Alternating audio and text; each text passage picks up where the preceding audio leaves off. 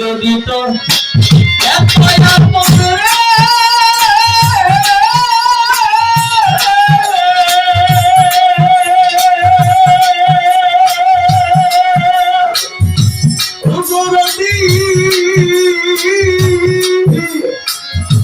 তবে কেন মায়া ডুবে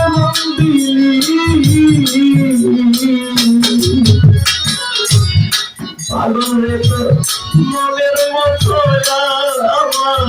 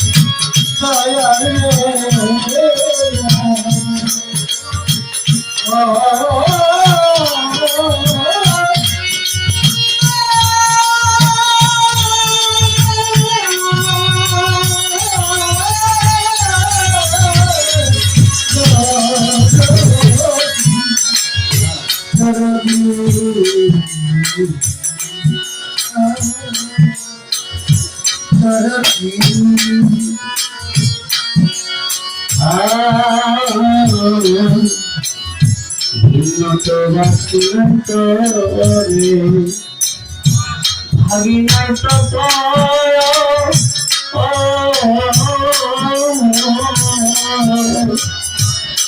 সুখেতে কারে পায়া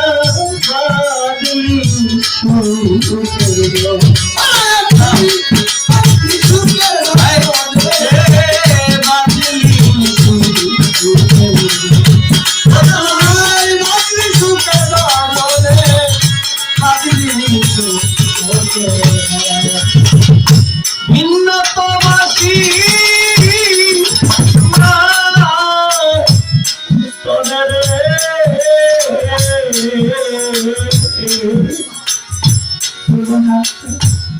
ভাবি নাই তো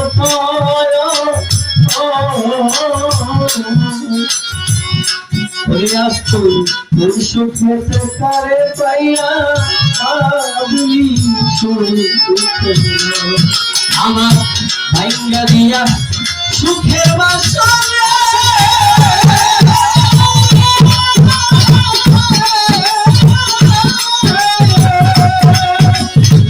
ভাইঙ্গা দিয়া সুখের বাসা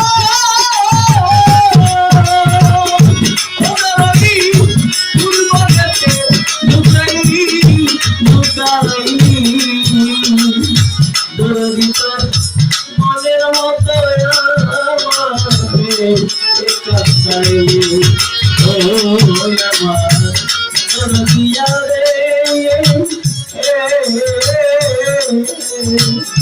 বান্ধবে তোর মনের মতো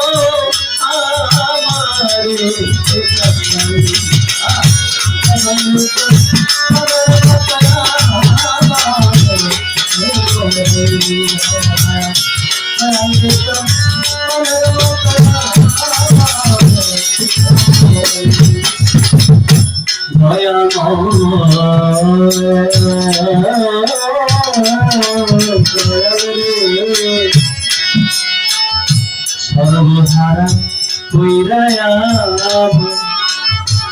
দরদি তো ঘটাইলি দুর্দশা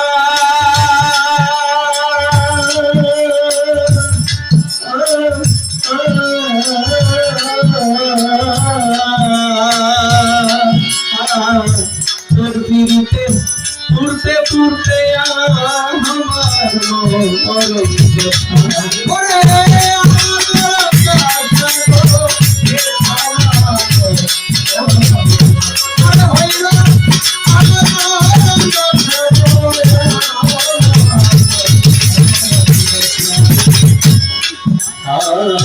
সর্বহারা কইরা আমারে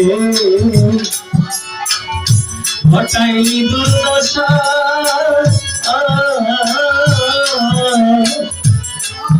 আয় তোর বিরিতে পুরতে পুরতে আমার অরণ দশা আমার বুকে দিয়া হাই হুদশা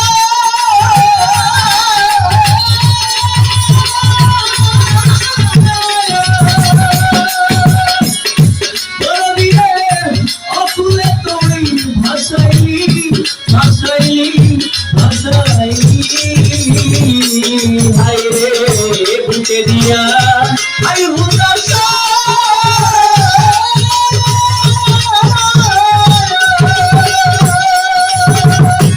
আমারে খুলে তুমি ভাসাইলি ভাসাইলি ভাসাইলি দরদি তোর মনের মতো আমারে এই কাঁদাইলি আরে ও আমার দিয়া রে হাই রে দিত মনের মতো আমারে এই কান্নাই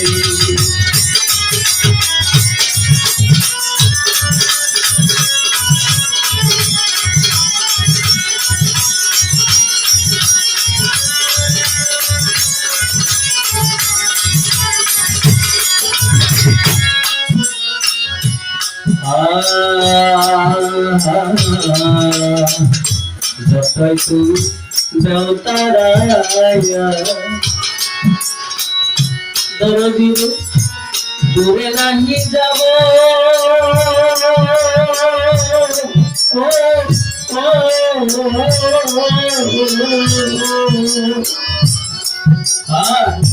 যাব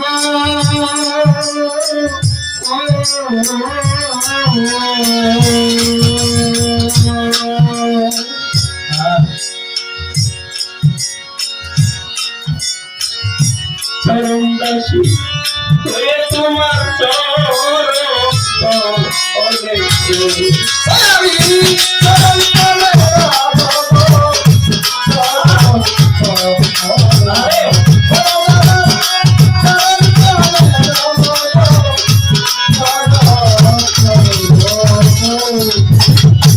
যতই তুমি রে দরদি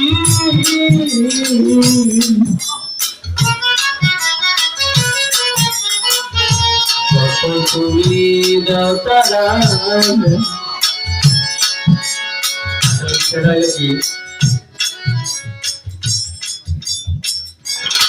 আমার সুলতান আমার দাদা অনেক ভালো অনেক গভীর সুন্দর এখানে যারা আছে সবাই আসলে মনের ভিতরে জানাই গেছে তা হয়তো দিতে পারবো না আসলে ঘটনা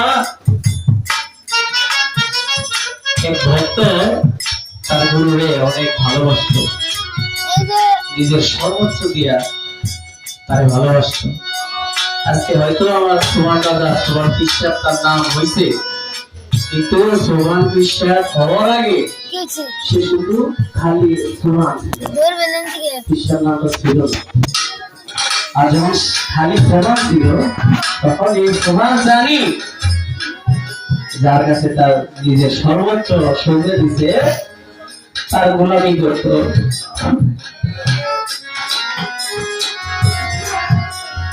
গোলামি করতে করতে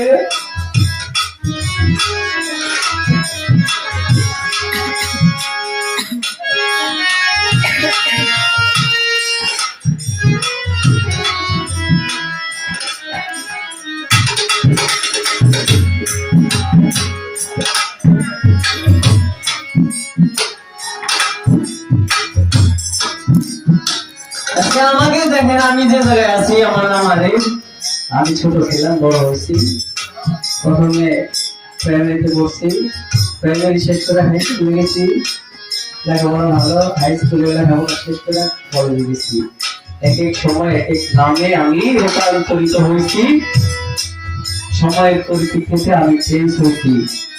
যখন বিয়ে করলাম তখন কি একজনের স্বামী হয়েছি। যখন আল্লাহ আমার রোজগার একটা সংসার আল্লাহ আমাকে দিয়েছে, তখন আমি বাবা হয়েছি।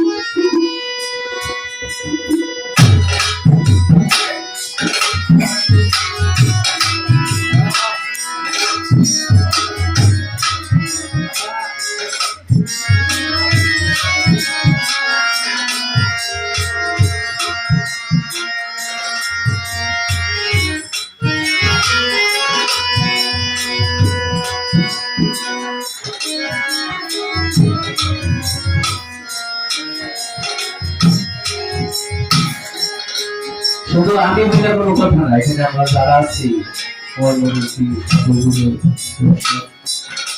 সবাই কিন্তু একই ঘটনা, তাই না? তো আমি বাবা হয়েছে, আমার ছোট মেয়েরা আমরা অনেকে চিনি। কিছু কিছু সময় এমন এক মুহূর্ত সামনে হয়ে মুখের দিকে যখন আমি যখন তাকাই তখন রাখতে পারি না।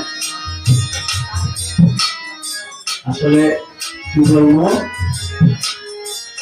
তো সময়ের পরিপ্রেক্ষিতে যখন একের পর এক নিজের চেঞ্জ করতে হইল, ইচ্ছাকৃত কাজে হোক অনিচ্ছাকৃত ভাবে।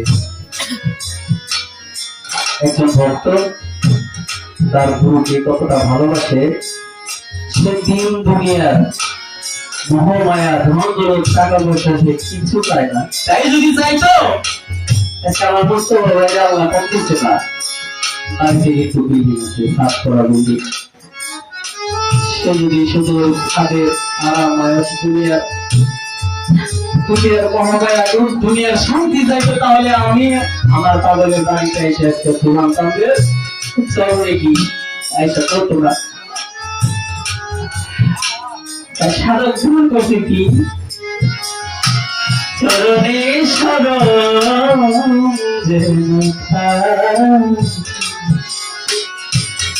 তাই না?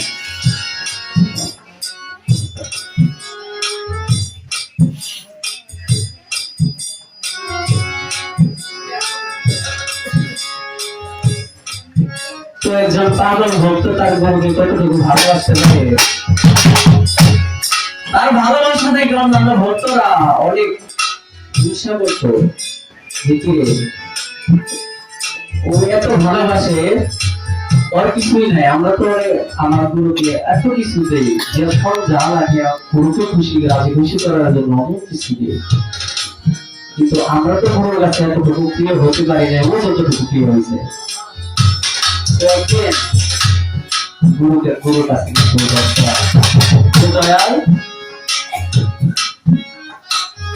আমরা তোমার এত সেবা করি, এত কিছু দেই, যেখানে যা লাগে তুমি যখন যা হুকুম করো তখন তাই করি, কিন্তু তোমার ওই ভক্তটার মতো প্রিয় যে আমরা হতে পারলাম না, তার কারণ তখন গুরু বলে যে তোরা দেখতে চাস নাকি শুনতে চাস? তখন বাকি ভক্তগুলা বলে যে যদি দেখতে পারি তাহলে শুনে কি করবো, আমাদের দেখিয়ে যে। তো গুরু ওইসব ভক্তদের নিয়ে সেই ভক্তের বাড়ি গেল। ভক্তের বাড়ি যাইয়া তো ভক্তদেরকে হুকুম করলো যে ওর বাড়িতে, ওর বাড়ি ঘর, ওর স্ত্রী পুত্র সন্তান গরু বাছুর ছাগল গাড়ি যা আছে ধন সম্পদ টাকা পয়সা সব তোরা আমার নৌকায় ওঠা। তো গুরুর হুকুম অনুযায়ী তার ঘর বাড়ি ভেঙে গরুর নৌকায় গেল। যার ঘর ভাঙলো সেই পাগল ভক্তটা শুধু চোর করে দাঁড়িয়ে দাঁড়িয়ে দেখতেছে। তার ভিতরে থেকে যে আহামরি হাই ওঠার কোনো ভাব নাই, কারণ গরুর প্রতি তার ভালোবাসা আছে, মহব্বত আছে। তো যখন সবকিছু উঠে নৌকাটা ছেড়ে দিতে, যে এবার নৌকা ছেড়ে দিয়ে এখন আর বাড়িতে কিছু নাই। কিছু দূর যাওয়ার পরে বাকি ভক্তরা দেখতেছে, পিছন থেকে তাকে দেখে যে সে পাগলটা কাঁদতেছে। তখন গুরুকে ডাক দিয়ে বলে, গুরু দয়াল তুমি দেখো, ওর ঘর বাড়ি সবকিছু আমরা নিয়ে সম্পূর্ণ দেখাও, ও এরকম যা যা হয়ে কাঁদতেছে।